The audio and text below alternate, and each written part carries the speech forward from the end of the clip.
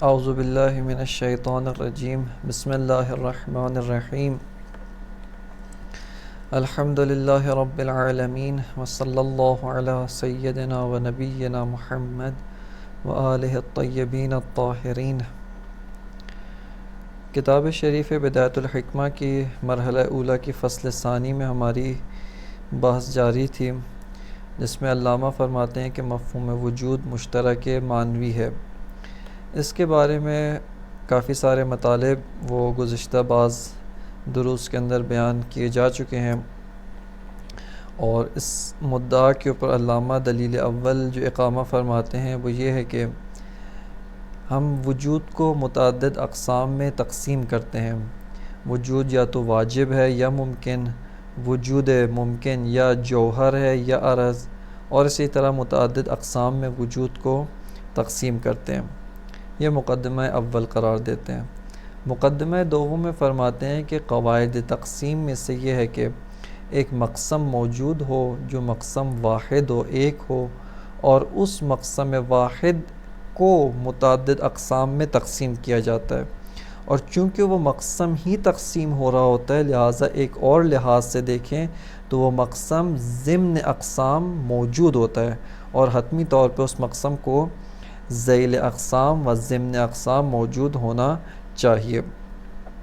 لہٰذا فرماتے ہیں کہ اس دلیل کے اساس پر وجود جو متعدد اقسام میں تقسیم ہوتا ہے اور تقسیم بھی صحیح ہے، پس وجود ایک مشترک معنوی ہے، ایک مفہوم عام میں مشترک معنوی ہے جو ان تمام اقسام کے ضمن میں موجود بھی ہے، اور ان تمام اقسام کے لیے ایک جامع و ایک امر جمع کنندہ و ایک امر مشترک ان تمام اقسام کے لیے واقع ہوتا ہے۔ یہ دلیل اول علامہ بیان فرماتے ہیں، جس کی شہید مطہری رضوان اللہ علیہ نے جو تقریر فرمائی تھی وہ بھی آپ کی خدمت میں ہم نے پیش کی ہے۔ یہاں پہ اب آتے ہیں، اس دلیل کے اوپر ایک اشکال ہو سکتا ہے، اور وہ یہ کہ آپ کا پہلا جو قضیہ ہے وہ مسلمات میں سے ہے، اور یہ کہ مفہوم وجود کو تقسیم کرتے ہیں۔ کس نے کہا کہ ہم مفہوم وجود کو تقسیم کرتے ہیں؟ آپ کا جو مبنی ہے وہ آپ جس چیز کو اس بات کرنا چاہتے ہیں کہ مفہوم وجود ایک مشترک معنوی ہے، ایک مفہوم عام میں جو ان سارے اقسام وہ ان سارے امور کو جمع کرتا ہے، وہ ان کا جامع ہے، اس کی اساس پہ یہ درست ہے۔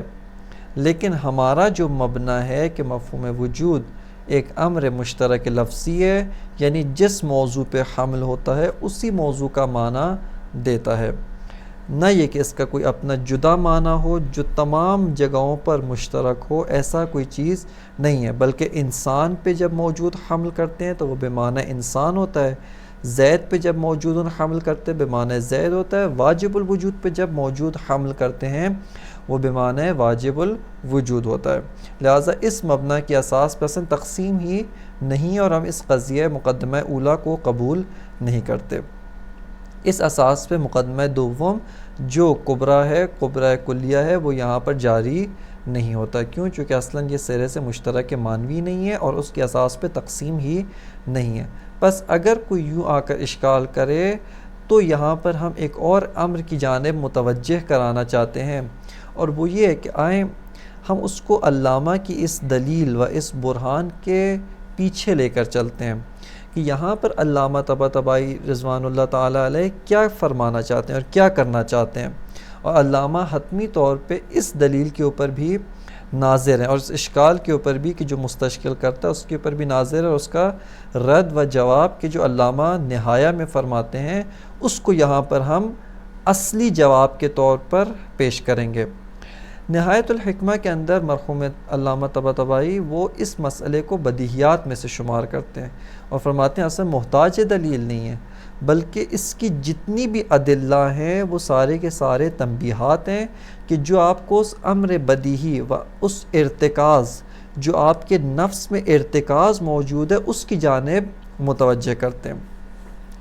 یہاں پہ ذرا سا ہم اس ایک آپ کے سامنے اس امر کو تھوڑی سی وضاحت کرتے ہیں اور بقیہ مطالب کی جانب بڑھتے ہیں، اور وہ یہ ہے کہ بعض اوقات فیلسوف ایک دلیل پیش کرتا ہے جس کو وہ کہتا ہے کہ یہ اس مدعا پر، اس امر پر میری دلیل ہے، اس کو دلیل کے طور پہ پیش کر رہا ہوں، لیکن جیسا کہ وہ امر چونکہ بدیہیات میں سے ہے اور بدیہیات میں بھی جیسا وہاں پہ علامہ فرماتے ہیں امر وجدانی ہے، ایک امر ہے کہ جو آپ کے نزدیک حاضر ہے، آپ اس کو بطور وجدانی و دلیل وجدانی سے آپ اس چیز کو پا رہے ہیں۔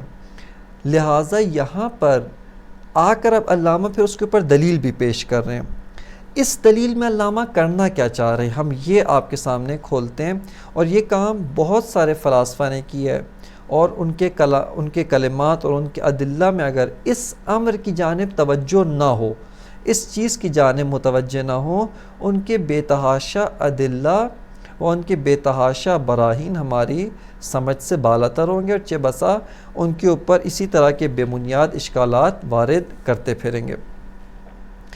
اس دلیل میں علامہ یہ کرنا چاہ رہے ہیں، کہہ رہے ہیں کہ دیکھیں، ایک دفعہ ہوتا ہے کہ ایک فیلسوف اپنے ارتکاز یعنی اس کے ذہن میں پشت ذہن پہ، اس کے ذہن میں تفصیلی طور پہ اور بطور واضح و سامنے بعض چیزیں نہیں ہوتی، لیکن اس کے پس پردہ آپ یوں کہیں پشت ذہن کے اوپر بعض مطالب ہوتے ہیں جن کو وہ دل و جان سے قبول کر رہا ہوتا ہے۔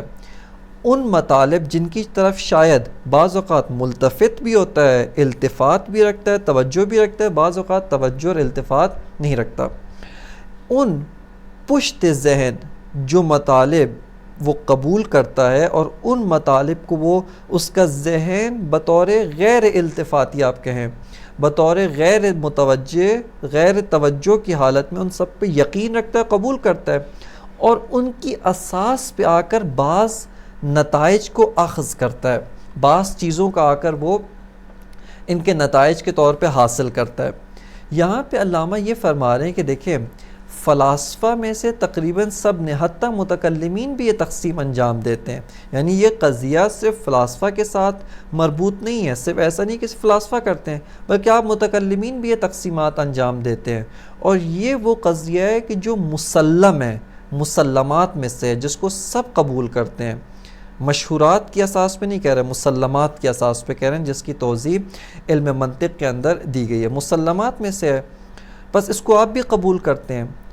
یہاں پہ علامہ پلٹا رہے ہیں کہ ارتکاز میں آپ جائیں، آپ اپنے پشت ذہن کی جانب متوجہ ہوں، اس پشت ذہن پہ آپ نے اپنے ذہن میں بھی وجود کو بطور مشترک معنوی قبول کیا، اور اسی کی اساس پہ یہ تقسیمات آپ قرار دیتے ہیں، تقسیمات کرتے ہیں، اور ان تقسیمات کو صحیح سمجھتے ہیں۔ لہٰذا یہ دلیل بنا رہے ہیں، یہ تنبیہ قرار دے رہے ہیں، یہ علامہ ایک متوجہ کرا رہے ہیں اس چیز کے ذریعے سے کہ آپ جب اپنے پشت ذہن کی جانب رجوع کریں، آپ ان چیزوں کی طرف، ان حقائق کی طرف کہ جو آپ کے ضمیر میں پنہان و پوشیدہ، ان کی جانب جب رجوع کریں گے تو آپ کو معلوم ہوگا کہ وہاں پر بھی آپ وجود کو ناخودآگاہ طور پہ بطور مشترک معنوی قبول کرتے ہیں، اور اس کی اساس پہ تقسیم قرار دے کے تقسیم کو ایک تقسیم صحیح بھی سمجھتے ہیں۔ بس یہاں پر ہم دیکھتے ہیں کہ علامہ وہ اس دلیل کے ذریعے سے ہمیں اس ارتکاز کی جانب پلٹا رہے ہیں، ہمیں اس چیز کی طرف پلٹا رہے ہیں جس کو ہم غیر التفاتی طور پہ قبول کر چکے ہیں، اور علامہ چاہتے ہیں کہ اس مطلب کو ہم تفصیلی و توجہانہ طور پر بھی اس مطلب کو قبول کریں۔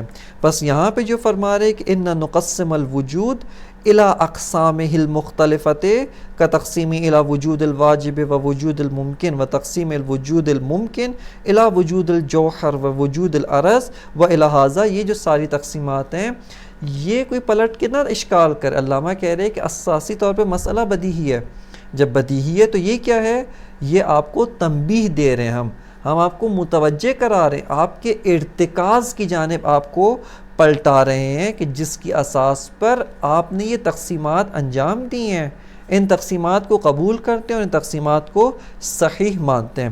لہٰذا اس جواب کے اساس پر اشکال اصلاً وارد نہیں ہوتا، کیوں؟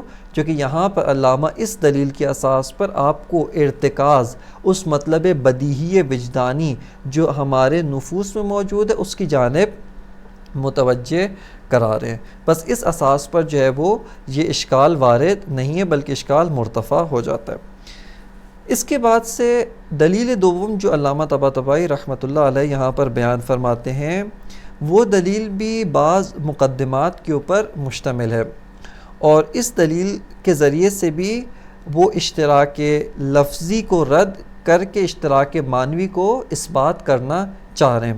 لیکن اس دلیل کے اندر بعض دقتیں ہیں، بعض ملاحظات ہیں کہ جو ایک دفعہ دلیل کی تقریر کرنے کے بعد، دلیل کے مقدمات کو تثبیت کرنے کے بعد ان کی جانب توجہ کی جائے گی.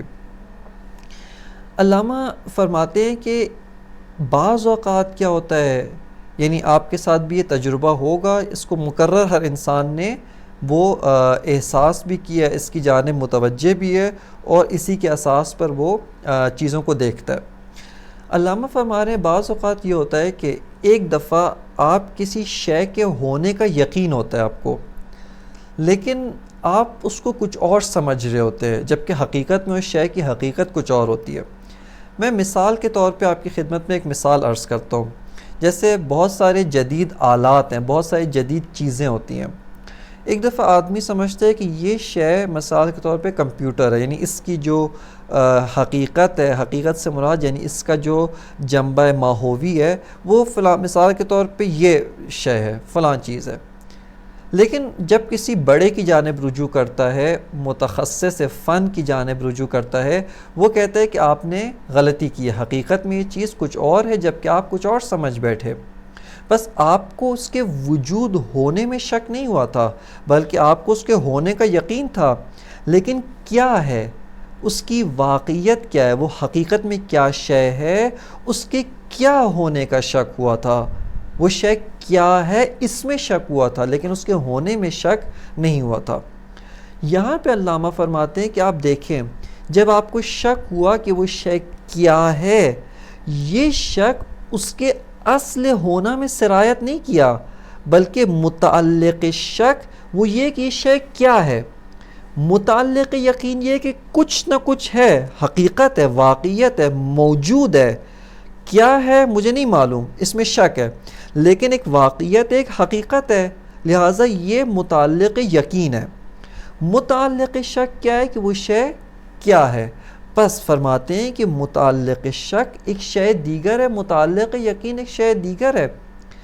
اگر وجود جب اس شے کے اوپر آپ حمل کرتے ہیں اسی معنی میں ہوتا جو اس کا موضوع ہے، اس صورت میں جب آپ کو موضوع میں شک ہوا ہے کہ یہ کیا ہے، آپ کو حتماً اس کے اصل ہونے میں بھی شک ہو جانا چاہیے تھا کہ یہ کیا ہے، یعنی یہ ہے بھی یا نہیں ہے. آپ کو اس میں بھی شک ہونا چاہیے تھا، جبکہ ایسا نہیں ہوتا. ایک اور مثال ہم بدل کے اسی مطلب کو دوبارہ سے بیان کرتے ہیں، وہ یہ کہ بعض اوقات انسان دور سے ایک چیز کو دیکھتا ہے، ایک بہت ہی لمبی کوئی چیز اس کو نظر آ رہی ہے دور سے. اب وہ شے کیا ہے، آیا ایک سوکھا ہوا درخت ہے، یعنی اس کی حقیقت، اس کی ماہیت شجر کی ہے، یا نہیں کسی نے گول سی ایک جو ہے وہ مثال کے طور پہ پتھروں کا ایک بہت بڑا سا ستون بنایا ہے، یا لوہے کا ستون ہے، یا مثال کے طور پہ کوئی دیوار ہے، یا کوئی اور چیز ہے. ممکن ہے ایک انسان ہو سیدھا کھڑا ہو، بالکل سیدھا، جو حرکت نہ کر رہا ہو. یہاں پہ ہمیں یقین ہے کہ کچھ نہ کچھ وہاں پہ موجود ہے. یہ متعلق یقین ہے کہ کچھ نہ کچھ شے، کوئی واقعیت، کوئی موجود وہاں پر ہے. اس میں شک نہیں ہے، کسی چیز کے ہونے میں شک نہیں ہے، لیکن ہمیں یہ شک ہے وہ کیا ہے.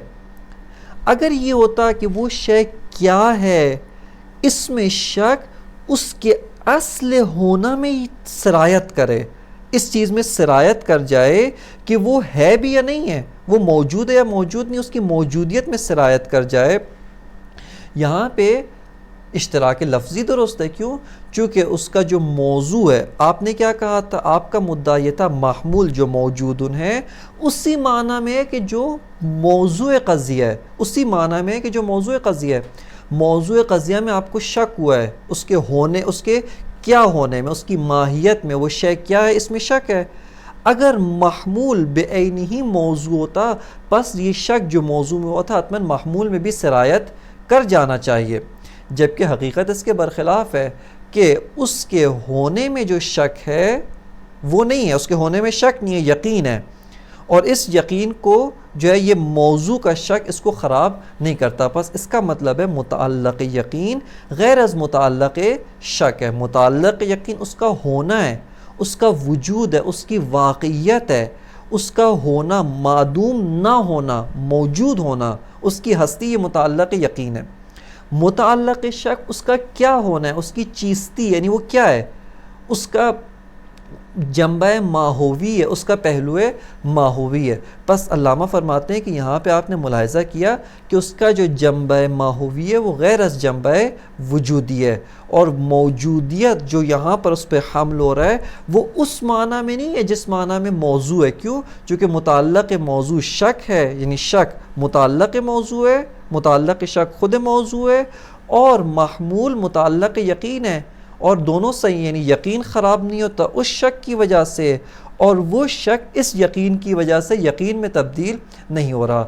بس یہاں سے فرماتے ہیں کہ ثابت ہو گیا کہ جو محمول ہے، موجود ہے، وہ اس موضوع کے معنی میں نہیں ہے بلکہ غیر از موضوع کے معنی میں، اور وہ کیا معنی ہے، وہ اس کا اپنا معنی واقعیت، ہونا، ہستی، موجود، اس معنی میں۔ بس فرماتے ہیں کہ یہاں سے ثابت ہوا کہ محمول مشترک لفظی نہیں ہے، موجود اس معنی میں جس معنی میں موضوع ہے اس معنی میں نہیں ہے۔ کیوں؟ چونکہ ایک شے مشکوک ہے، دوسری شے متیقن ہے، اور پہلے کا شک دوسرے کے یقین کو خراب نہیں کر رہا، جبکہ اگر واقعاً حقیقتاً ایک ہی شے ہوتے تو یہ ممکن نہیں تھا کہ وہی شے متعلق یقین بھی ہو اور وہی شے متعلق شک بھی ہو۔ لہٰذا فرماتے ہیں کہ یہ دلیل اشتراک لفظی وجود کو رد کرتی ہے۔ یہ اس دلیل کے اوپر علامہ جو ہے یہ اس مطلب کے اوپر دلیل دوم علامہ بیان کرتے ہیں۔ اس کی عبارت کو ہم ملاحظہ کرتے ہیں اور اس کے بعد اس کے اوپر ایک ممکنہ اشکال و جواب اشکال کو دیکھتے ہیں۔ وَمِنَ الدَّلِيلِ عَلَيْهِ، دلیل دوم کے طور پر فرماتے ہیں کہ اس مطلب کے اوپر دلیل ہے کیا، أَنَّ رُبَّمَا أَثْبَتْنَا وُجُودَ الشَّيْءٍ ثُمَّ تَرَدَّدْنَا فِي خُصُوصِيَّةِ ذَاتِهِ، فرماتے ہیں کہ بعض اوقات ہم ایک شے کے وجود کو ثابت کرتے ہیں، ہمارے لیے اس کا وجود واضح ہے، وہ روشن ہے، اس میں کوئی شک نہیں ہے، ثُمَّ تَرَدَّدْنَا فِي خُصُوصِيَّةِ ذَاتِهِ، اور پھر ہم اس کی ایک خصوصیت ذاتی، یہ شے کیا ہے، اس کی حقیقت کیا ہے، مائع حقیقیہ کیا ہے، درخت ہے، شجر ہے، حجر ہے، مثال پتھر ہے، سونا ہے، چاندی ہے، کس چیز کی حقیقت کیا ہے، اس میں شک کرتے ہیں، اس میں تردد حاصل ہوتا ہے۔ کما لو اثبتنا للعالم صانعا ثم ترددنا فی کونہ واجبا او ممکنہ، کہتے ہیں کہ ہم اس عالم کے لیے، اس کو عالم نہیں پڑھنا، لو اثبتنا للعالم نہیں ہے، للعالم ہے، یعنی عالم، اس ہستی کے لیے ہمیں معلوم ہوتا ہے کہ کوئی نہ کوئی صانع ہونا چاہیے، کوئی خالق ہو، کوئی اس کو خلق کرنے والا اور بنانے والا ضروری ہے۔ کیوں؟ یہ خود واجب الوجود نہیں ہے، یہ خود جو ہے محتاج ہے، پس حتماً ایک ایسی علت ہو، ایک ایسا صانع ہونا چاہیے جس نے اس کو ایجاد کی ہے، جس نے اس کو وجود دیا ہے۔ ثم ترددنا فی کونہ واجبا او ممکنہ، پھر ہمیں شک ہوتا ہے، تردد ہوتا ہے کہ وہ جو صانع ہے وہ واجب ہے یا ممکن ہے، اس یعنی وہ صانع کی کیا حقیقت ہے، اس میں شک ہے۔ لیکن اتنا معلوم ہے کوئی صانع ہے، اس میں شک نہیں ہے، یقین ہے، لیکن وہ صانع کیا ہے، واجب الوجود ہے یا ممکن ہے، وہ صانع جیسے علامہ فرماتے ہیں وفی کونہ ذا ماہیت او غیر ذی ماہیت، وہ صانع ماہیت رکھتا ہے یا ماہیت نہیں رکھتا، اس میں شک ہے ہمیں۔ یا وکما لو اثبت، یہ ایک مثال، عالم کے لیے صانع ہے، اس صانع کی ماہیت کیا ہے، شک ہے، لیکن صانع کا ہونا، صانع کا موجود ہونا، اس کا وجود یقین ہے۔ پس جو مورد شک ہے، جو متعلق شک ہے، وہ غیر از متعلق یقین ہے، اور یہ دو چیزیں ہیں۔ پس یہاں پر جو اشتراک لفظی کہنا چاہ رہے تھے کہ محمول جو موجود ہے اسی معنی میں ہے کہ جو معنی موضوع ہے، وہی ہے کہ جو موضوع ہے، یہ رد ہوتا ہے۔ کیوں؟ چونکہ ایک شے متعلق شک ہے و ایک شے متعلق یقین، اور ایک ہی وقت میں ایک ہی جہت سے نہیں ہو سکتا، ایک شے متعلق شک بھی ہو و متعلق یقین بھی ہو، لہٰذا اشتراک لفظی باطل۔ یہ ایک مطلب، یہ ایک مثال دیگر فرماتے ہیں وَكَمَا لَوْ أَثْبَتْنَا لِلْإِنسَانِ نَفْسًا، ہم ایک انسان کے لیے نفس کو اس بات کرتے ہیں کہ انسان صاحب نفس ہے، نفس کیا ہے اس کی حقیقت بعد میں ہے، یہ مثال کے طور پہ علامہ پیش کر رہے ہیں۔ ثم شککنا فی کونہا مجردتاً او مادیہ، فرماتے ہیں پھر شک ہوتا ہے آیا وہ نفس سے مجرد ہے یا نفس سے مادی ہے، وجوہراً او ارضاً، یا فرماتے ہیں جوہر ہے یا عرض ہے، جوہر ہے یا عرض، یعنی آیا وجود جوہری ہے وجود عرضی. کہتے ہیں یہ شک ہے مع بقاء العلم بوجود ہی علامہ کان، کہتے ہیں جب کہ آپ کو جو اس کا علم تھا، علم بمعنی یقین، یہاں پہ علامہ علم سے مراد علم بمعنی الاخص جو مترادف با یقین بمعنی الاخص ہے، جو ہم معنی یقین بمعنی الاخص اس معنی میں استعمال کرتے ہیں، جبکہ فرماتے ہیں کہ آپ کو اس کے وجود، اس کی ہستی اور ہونے کا یقین ابھی تک باقی ہے. کما کا علامہ کان، جس طرح سے پہلے اس شخص سے پہلے آپ کو وجود کا یقین تھا، اسی طرح اس کی ماہیت، اس کی ہونا وہ کیا ہے، کس طرح کا وجود ہے، اس کی کیفیت وجود میں شک کے باوجود اصل وجود میں آپ کو یقین ابھی تک باقی ہے. اب یہاں پہ آ کے قیاس سے استثنائی تشکیل دیتے ہیں، کہتے ہیں فَلَوْ لَمْ يَكُنْ لِلْوُجُودِ مَعْنًا وَاحِدٌ بَلْ كَانَ مُشْتَرَكًا لَفْظِيًّا مُتَعَدِّدًا مَعْنَاهُ بِتَعَدُّدِ مَوْضُوعَاتِهِ لَتَغَيَّرَ مَعْنَاهُ بِتَغَيُّرِ مَوْضُوعَاتِهِ بِحَسَبِ الْاعْتِقَادِ بِالضُّرُورَةِ. فرماتے ہیں کہ اگر وجود کا ایک معنی نہ ہوتا، لم یکن للوجود معنی واحد، وجود کا ایک معنی نہ ہوتا، بلکہ کیا ہوتا، بل کانا مشترکن لفظیاً، بلکہ وجود مشترک لفظی ہوتا، متعدداً معنی، اس کے معنی متعدد ہوتے، لیکن کون سا تعدد، بتعدد موضوعات ہی، یعنی وہی معنی ہوتا جو معنی موضوع کا ہے، وہی معنی ہوتا کہ جو موضوع کا معنی ہے. اگر یوں حقیقت ہوتی لتغیر معناہ بتغیر موضوعات بحسب الاعتقاد بالضرورہ، فرماتے ہیں کہ اس کا معنی بدل جانا چاہیے تھا، وجود کا معنی بدل جانا چاہیے تھا. کیوں؟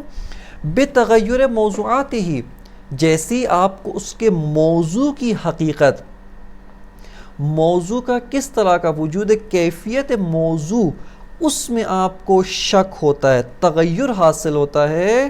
یہاں پر جو وجود اور موجود کا معنی ہے وہ بھی تغیر، متغیر ہو جانا چاہیے. کیوں؟ بحسب الاعتقاد بالضرورہ، کہتے ہیں اس لحاظ سے کہ آپ کو اس کے موجود ہونے کا اعتقاد تھا، جبکہ آپ کو اس میں شک تھا. کس چیز میں شک؟ اس کی ماہیت کیا ہے، وہ کس طرح کا وجود ہے، کیفیت کیا ہے، اس میں شک تھا. لہذا فرماتے ہیں کہ یہاں پر اس شے کا شک اس کے وجود میں کیا کرے، اس کے یقین میں سرایت کرتا، اور یہاں پہ شک جو ہے وہ زائل ہو جاتا. لہذا فرماتے ہیں کہ بلکانہ مشترکن لفظیاً متعدداً معنی ہو بتعدد موضوعات ہی، تالیف حاصل کیا لتغیر معنی ہو بتغیر موضوعات ہی بحسب الاعتقاد بالضرورہ. کہتے ہیں کیونکہ یہ نہیں ہو سکتا کہ متعلق شک و متعلق یقین، متعلق اعتقاد حتمی طور پہ ایک ہی شے ہو، یہ کیا ہے وہ نہیں ہو سکتا. اور اگر اس طرح سے ہوتا کہ موضوع بعینہ وہی محمول ہوتا، اور محمول میں جو معنی ہے وہ بعینہ وہی موضوع والا معنی ہوتا، تو موضوع میں تبدیلی و موضوع میں تغیر کی وجہ سے محمول بھی متغیر ہو جانا چاہیے تھا بالضرورہ. کیوں؟ چونکہ متعلق شک و متعلق یقین وہ دونوں ایک ہی شے، لہٰذا شک اس یقین کو باطل کر دیتا، جبکہ اس طرح سے نہیں ہے. یہاں پہ علامہ نے اس دلیل کے ذریعے سے دقیق طور پہ اگر دیکھا جائے تو آپ نے اشتراک لفظی کو تو رد کر دیا، یعنی اشتراک لفظی بطور مطلق جو ابو الحسن اشعری اس کا قول تھا وہ تو رد ہو جاتا ہے کہ اشیاء میں اشتراک لفظی نہیں ہے. کیوں؟ کیونکہ اگر اشتراک لفظی ہوتا تو موضوع کا شک اس کے محمول میں سرایت کرتا اور محمول میں یقین باقی نہیں رہتا، جبکہ اس شے کی ماہیت میں تغیر سے اس کے وجود میں تغیر نہیں ہے. اس کے وجود کے بارے میں جو اعتقاد تھا وہ ابھی سابقاً کماکان باقی ہے، لہٰذا اس کا محمول موجود بمعنی موضوع نہیں ہے. خب یہاں پہ ایک مطلب جس کی جانب سوال کے طور پہ آپ کو اٹھایا تھا، اور وہ یہ کہ آیا محض اشتراک لفظی کے رد کرنے سے اشتراک معنوی وجود ثابت ہو جاتا ہے؟ اشتراک لفظی اور اشتراک معنوی میں کیا نسبت موجود ہے؟ آیا نسبت سے مراد یہاں پر یہ وہ جس طرح سے علم منطق کے اندر جو امور متقابلہ تھی ان میں 4 نسبتیں بیان کی جاتی تھی، اور وہ کیا تھی کہ یا تو ان میں نسبت تضاد ہے، یا تو ان میں نسبت تضایف ہے، یا نسبت عدم و ملکہ، یا نسبت تناقض ہے۔ اگر ان چاروں میں سے جون سی نسبت ہوگا اس کا بہت اثر ہے۔ اگر اشتراک لفظی و اشتراک معنوی میں نسبت تضاد ہو تو تضاد کے احکام میں سے یہ جیسا سفیدی اور سیاہی، ممکن ہے یہ میز، اگر آپ کہیں یہ میز سفید ہے تو یہاں پہ سیاہی نہیں ہو سکتی، لیکن آپ کہیں یہ میز سفید نہیں ہے، یہاں سے یہ ثابت نہیں ہوتا حتماً سیاہ ہے، کیوں؟ ممکن ہے سبز ہو، ممکن ہے کسی اور رنگ کی ہو۔ پس تو اگر متضادین ہوں، ایک متضاد یعنی ایک متضاد کے رد سے متضاد دیگر ثابت نہیں ہوتا، کیوں؟ چونکہ متضادین قابل ارتفاع ہوتے ہیں، یہ ایک مطلب۔ اگر ان میں نسبت تضایف تو نہیں ہے، یہ مسلم ہے، آپ آ کے دیکھتے ہیں کہ نسبت آیا عدم و ملکہ ہے یا نسبت تناقض ہے، پس ممکن ہے ان میں نسبت تضاد ہو یا نسبت عدم و ملکہ ہو یا نسبت تناقض ہو۔ اگر ان دونوں میں نسبت تضاد ہے تو علامہ کی دلیل تام نہیں ہے، دلیل پہ اشکال ہے، کیوں؟ آپ نے یہاں پہ رد کیا ہے کہ آیا یہاں پر جو اشتراک لفظی ہے وہ تو موجود نہیں ہے، اور آپ کی دلیل بطور برہان و بطور یقینی اس مطلب کو رد کرتی ہے کہ اشتراک لفظی تو حاکم نہیں ہے۔ ہر موضوع پہ جب آپ محمول کو حمل کرتے ہیں تو محمول اسی موضوع کے معنی میں نہیں ہوتا، اس دلیل کو یعنی آپ کا دلیل اس کو رد کرتی ہے۔ لیکن آپ نے اشتراک معنوی کو تو ثابت نہیں کیا، جبکہ آپ کا مدعا یہ تھا کہ مفہوم وجود مشترک معنوی ہے، اور آپ اس کو ثابت کرنے کے لیے ادلہ بیان کر رہے تھے۔ بس آپ کی دلیل تضاد کی صورت میں ناقص ہے، اور اس کو متمم کی ضرورت ہے، کوئی ایک مقدمہ دیگر لائیں جس کے ذریعے سے آپ اس کو وہ اتمام کریں، تتمیم کریں۔ اگر ان میں نسبت عدم و ملکہ ہے کہ یہ مفہوم جس کے معانی متعدد ہیں یا مشترک لفظی ہے یا مشترک معنوی ہے، اور حالت سے وہ ممکن نہیں ہے، یعنی مفہوم یا مشترک لفظی ہوتا ہے یا مشترک معنوی بطور عدم و ملکہ کہ اس کا مقصد مفہوم ہے، اور مفہوم موضوع ہے، اس موضوع سے خارج جو ہے موضوع در مقابلے یہاں پہ محمول نہیں ہے، بلکہ جو جیسا علم منطق میں بیان کیا کہ جو عدم و ملکہ ہوتا ہے وہ ایک موضوع محتاج موضوع ہوتا ہے، کہ آگے بھی مباحث آئیں گی۔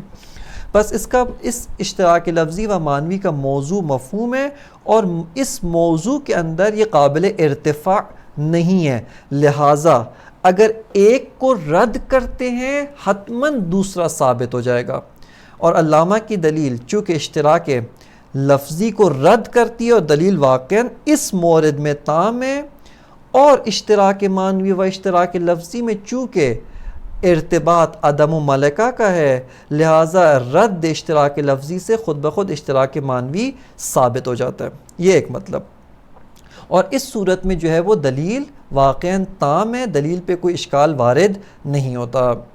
تیسرا یہ کہ نقیضین ہے، کہ یہ باطل ہے کہ یا وجود یا مشترک لفظی ہے یا مشترک معنوی نقیضین ہے، کیونکہ ممکن ہے کہ اصلاً مشترک یعنی مفہوم ہی نہ ہو، مفہوم وجود نہ ہو، وہ انسان ہے، انسان مثال کے طور پہ یہ جو میز ہے خارج میں میرے سامنے جو میز ہے، نہ مشترک لفظی ہے نہ مشترک معنوی ہے، چونکہ اشتراک لفظی و اشتراک معنوی جیسا آپ کی خدمت میں پہلے عرض کیا یہ صفات مفہوم ہے، اور یہ جو میز خارجی ہے نہ اس کا جو میرے ذہن میں مفہوم ہے اس کے بارے میں گفتگو نہیں ہو رہی، بلکہ یہ جو میز خارجی ہے یہ کتاب خارجی مفہوم نہیں ہے، لہٰذا نہ مشترک لفظی ہے نہ مشترک معنوی ہے، بس نقیضین نہیں ہے۔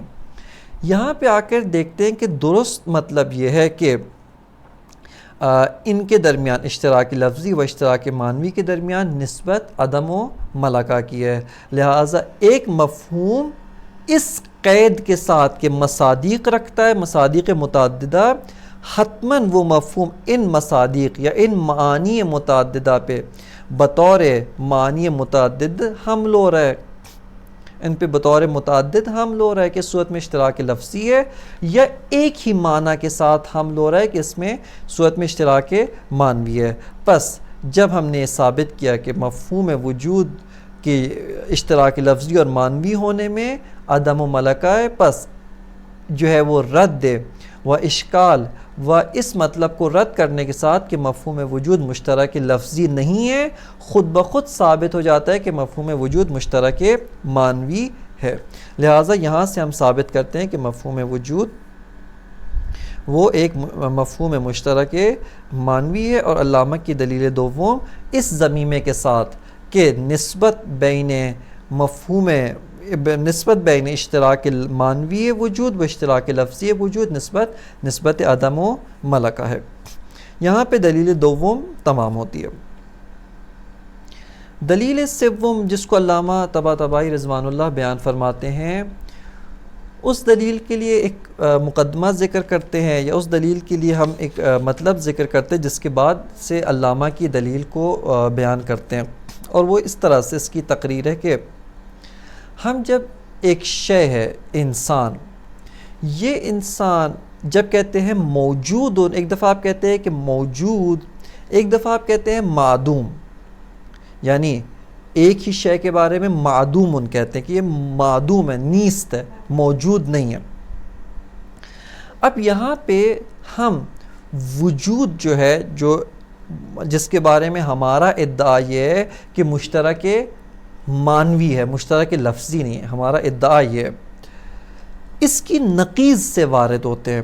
خود براہ راست تو مستشکل قبول نہیں کر رہا، کیوں؟ وہ کہہ رہے اس کا ادعا یہ ہے کہ مفہوم وجود مشترک لفظی ہے۔ انسان میں موجود ان کا معنی کیا ہوتا ہے؟ انسان، بقر میں موجود کا معنی بقر، واجب الوجود میں موجود کا معنی واجب ہوتا ہے۔ ہم آتے ہیں نقیض سے شروع کرتے ہیں، ہم کہتے ہیں آؤ نقیض سے دیکھتے ہیں۔ وجود کی نقیض کیا ہے؟ عدم۔ اب یہاں پہ مفہوم سے ہم ذرا ہٹ کے پہلے جو محکی ہے اس میں جا رہے ہیں۔ ہم کہہ رہے ہیں کہ آپ تو قبول نہیں کرتے کہ وجود ایک معنی میں، آپ کہتے ہیں ہر جگہ وجود الگ معنی میں۔ آ کر ہم اس کی نقیض عدم سے شروع کرتے ہیں۔ ہم سوال کرتے ہیں کہ آیا عدم جو ہے وہ معنی متعدد رکھ سکتا ہے؟ عدم متعدد معنی رکھ سکتا ہے یا نہیں رکھ سکتا؟ خب تعدد معنی متفرع ہوتا ہے تمایز پر، یعنی ایک شے جو ہے وہ مثال کے طور پہ آپ یہ کہتے ہیں کہ یہ ایک کتاب ہے، یہ کتاب دیگر ہے، یہ کتاب منطق، یہاں پہ 5 کتابیں ہیں۔ ان 5 کتابوں کے 5 ہونے کے لیے، متعدد ہونے کے لیے حتماً اس ایک میں ایسی خاصیت ہو کہ جو دوسرے میں نہیں ہے، اور دوسرے میں ایک ایسا امر ہو جو پہلے میں نہیں ہے۔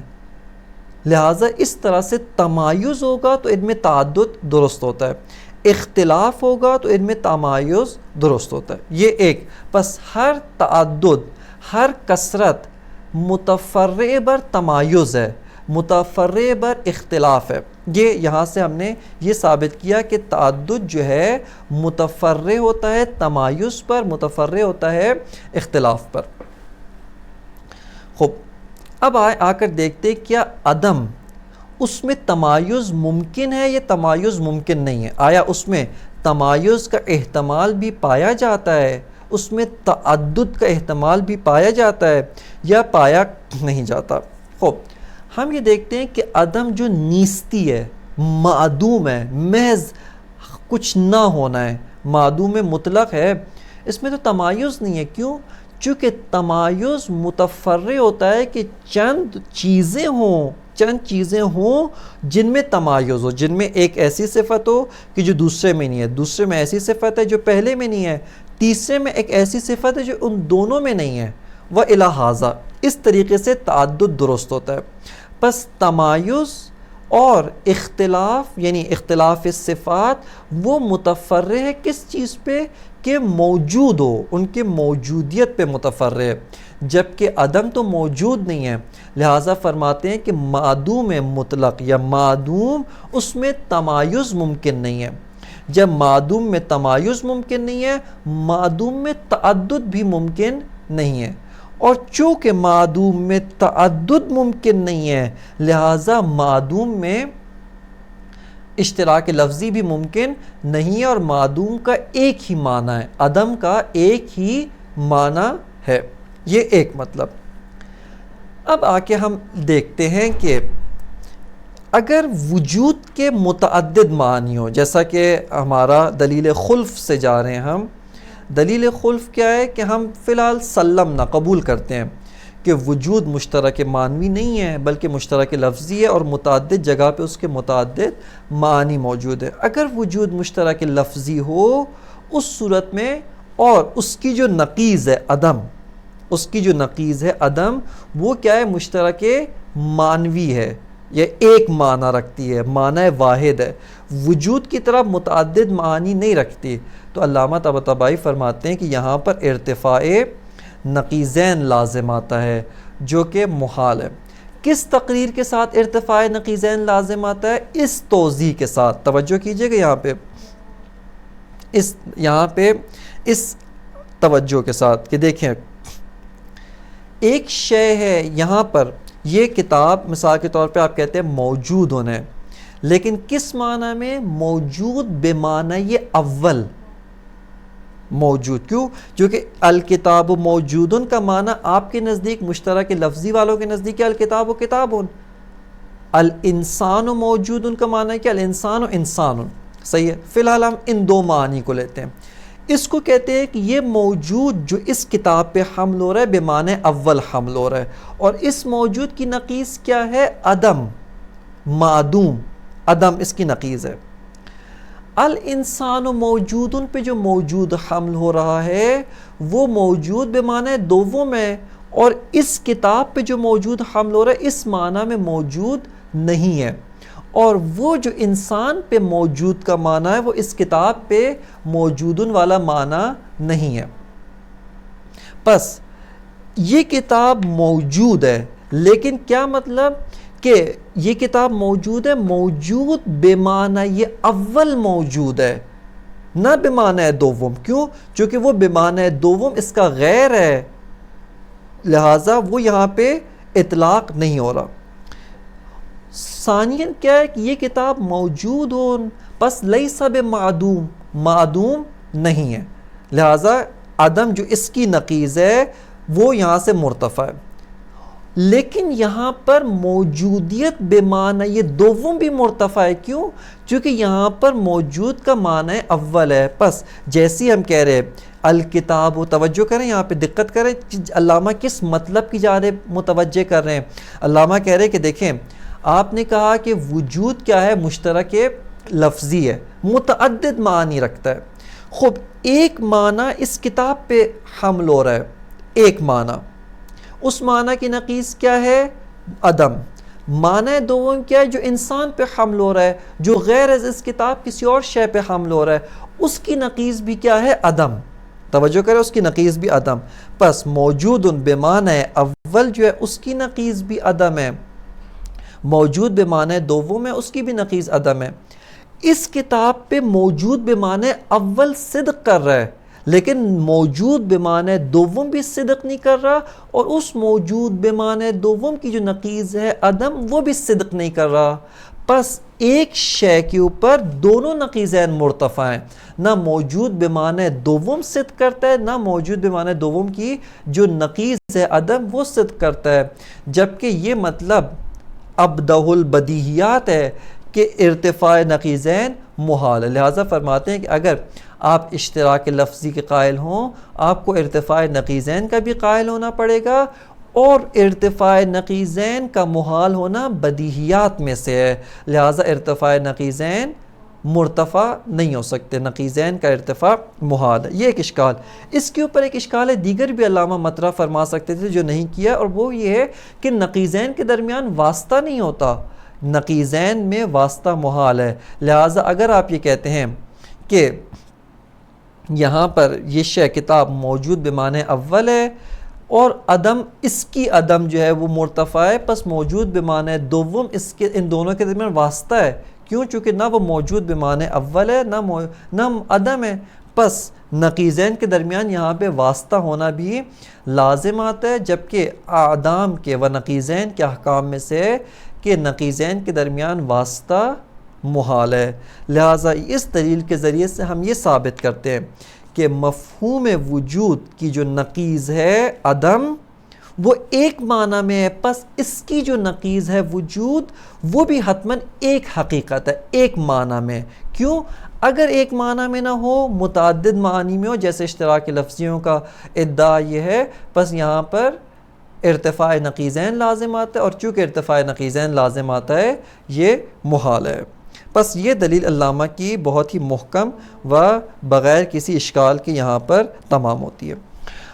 وَمِنَ الدَّلِيلِ عَلَيْهِ، عبارت کی طرف توجہ فرمائیے کہ علامہ فرماتے ہیں وَمِنَ الدَّلِيلِ عَلَيْهِ، کہ اس مطلب کے اوپر دلیل کہ مفہوم وجود مشترک معنوی ہے یہ ہے أَنَّ الْعَدَمَ يُنَاقِضُ الْوُجُودَ، کہ عدم وہ حقیقت ہے جو وجود کے ساتھ تناقض رکھتی ہے، جو وجود کو رد کرتی ہے، وجود اس کے ساتھ مناقض ہے اور عدم وجود کے ساتھ مناقض ہے۔ وَلَهُ مَعْنًا واحد، اور کہتے ہیں کہ اس عدم کے لیے کیا ہے؟ معنی واحد ہے، یعنی یہ لہو میں ہو کی ضمیر وجود کی طرف نہیں عدم کی طرف پلٹتی ہے، یعنی وَلَهُ یعنی وَلِلْعَدَمِ مَعْنًا واحد، اور عدم کے لیے ایک معنی ہے۔ کیا دلیل ہے عدم کا ایک معنی ہے؟ فرماتے ہیں آپ یہ لکھیں وَإِذْ سے علامہ دلیل بیان فرما رہے ہیں کہ کیوں عدم کا ایک معنی ہے۔ کوئی آ کے کہے کہ نہ، جس طرح سے وجود کے متعدد معنی ہیں، وجود مشترک لفظی ہے، عدم بھی مشترک لفظی ہے، علامہ فرماتے ہیں یہ نہیں ہو سکتا۔ دلیل عقلی ہے کہ عدم ایک معنی سے بیشتر نہیں ہو سکتا۔ کیوں؟ فرماتے ہیں اذ لا تمایز فی العدم، کہتے ہیں عدم میں کوئی تمایز نہیں ہے، عدم میں جو ہے وہ کوئی آپس میں ایک دوسرے کے ساتھ اختلاف نہیں ہے، عدم ایک شے ہے، تمایز متفرع بر کثرت ہے، اور اعدام میں کثرت نہیں ہے، چونکہ کثرت نہیں ہے لہٰذا تمایز بھی نہیں ہے۔ لہٰذا فرماتے ہیں ولا تمایز فی العدم، عدم میں کوئی تمایز نہیں ہے۔ فللوجود الذی هو نقیضہ معنی واحد، پس کہتے ہیں وجود کہ جو نقیض عدم ہے اس کے لیے بھی ایک معنی ہے۔ وَإِلَّا، کہ اللہ سے کیا مراد؟ یعنی وَإِن لَمْ يَكُنْ لِلْوُجُودِ الَّذِي هُوَ نَقِيضُهُ مَعْنًا وَاحِدٍ ارتفع النقیضین، اللہ کا یہ مطلب، اللہ مخفف از ان لم یکن ہے۔ ان لم یکن کیا مطلب؟ یعنی ان لم یکن للوجود معنی واحد، اگر وجود کے لیے ایک معنی نہ ہو کیا ہے؟ ارتفع النقیضان، کہ نقیضان جو ہے وہ مرتفع ہو جائیں گے، وہ محال، اور ارتفاع نقیضین محال ہے۔ بس آپ نے ملاحظہ فرمایا کہ اس دو سطور کے اندر علامہ نے ایک بہت ہی عمیق مطلب اور ایک بہت ہی عمیق دلیل یہاں پر بیان فرمائی۔ اب اس کے بعد علامہ طباطبائی فرماتے ہیں کہ اشتراک لفظی انہوں نے بھی دلیل پیش کی ہے، جو قائلین بے اشتراک لفظی انہوں نے بھی دلیل پیش کی ہے، اور ان کی دلیل کیا ہے؟ فرماتے ہیں وجود واجب کہاں، وجود ممکن کہاں، این الارباب و این التراب، کہ کہاں یہ خاک اور کہاں رب، ان میں کیا سنخیت؟ اصل سنخیت نہیں ہے، دو الگ الگ طرح کے وجود ہے۔ علامہ فرماتے ہیں کہ یہاں پر آپ نے خلط کیا ہے، اور وہ خلط کیا ہے؟ خلط بین مفہوم و مصداق۔ ہم بھی اس بات کے قائل ہیں کہ واجب الوجود اس کا جو وجود ہے وہ ممکن الوجود کے وجود کے مشابہ کیسے ہو سکتا ہے؟